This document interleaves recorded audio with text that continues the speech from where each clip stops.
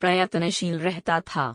वह इतना कर्मठ था कि अपना सुख, ऐशो आराम सब छोड़कर सारा समय जन कल्याण में ही लगा देता था।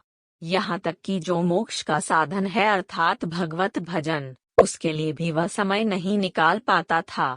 एक सुबह राजा वन की तरफ भ्रमण करने के लिए जा रहा था कि उसे एक देव के दर्शन हुए।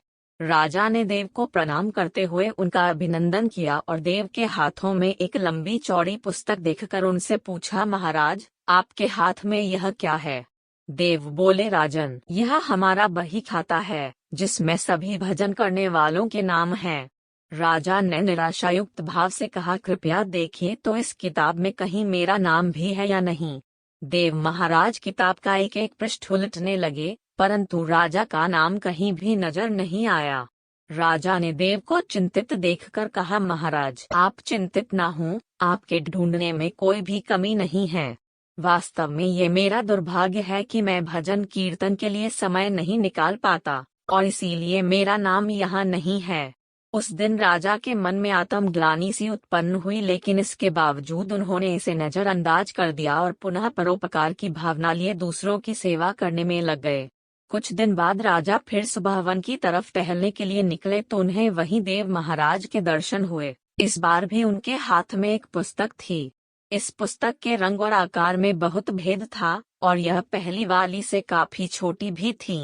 राजा ने फिर उन्हें प्रणाम करते हुए पूछा, महाराज, आज कौन सा बही खाता आपने हाथों में लिया हुआ है? देव ने कहा, राजन, आज के बही खाते में उन लोगों का नाम लिखा है जो ईश्वर को सबसे अधिक प्रिय हैं। राजा ने कहा, कितने भाग्यशाली होंगे वे लोग, निश्चित ही वे दिन रात भगवत भजन में लीन रहते होंगे। क्या इस पुस्तक में कोई मेरे राज्य का भी नागरिक है? देव महाराज ने बही खाता खोला और ये क्या, पहले पन्ने पर पहला नाम राजा का ही था। राजा ने आश्चर्यचकित होकर पूछा, महाराज, मेरा नाम इसमें कैसे लिखा हुआ है? मैं तो मंदिर भी कभी कभार ही जाता हूँ। देव ने कहा, राजन, इसमें आश्चर्य की क्या बात है?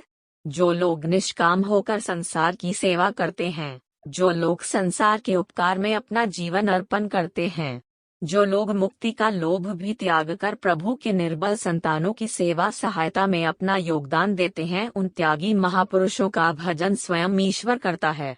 ऐ राजन, तू मत पछता कि तू पूजा पाठ नहीं करता, लोगों की सेवा कर, तू असल में भगवान की ही पूजा करता है। परोपकार और निस्वार्थ लोक सेवा किसी भी उपासना से बढ़कर हैं।